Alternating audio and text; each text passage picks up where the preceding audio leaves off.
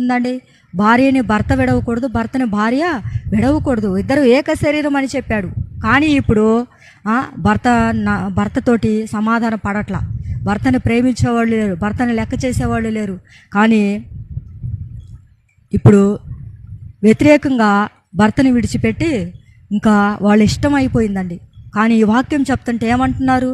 పాస్టర్లు వాక్యం చెబుతుంటే అమ్మ ఇలా ఉండండి, భార్యాభర్తలు ఇలా ఏక శరీరం ఇలా ఉండండి అని నేను చెప్తుంటే ఆయనకి ఏందంట, లేచాడే బుద్ధిమంతుడు భక్తుడు, లేచాడే ఎప్పుడు పాపం గురించి చెప్తున్నాడు, ఏం పని లేదు, పాపం గురించి చెప్పనిచ్చి రెండో వాక్యాలు లేవు, బైబిల్లో వాక్యాలు చెప్పుకోవచ్చుగా అంటాడు.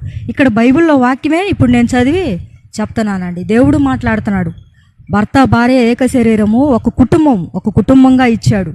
ఫస్ట్ భర్తని ఇచ్చాడు, తర్వాత బిడ్డల్ని ఇచ్చాడు, తర్వాత కుటుంబాన్ని దేవుడు ఇచ్చాడండి. తన కుటుంబాన్ని కట్టుకున్న స్త్రీయే గుణవతి.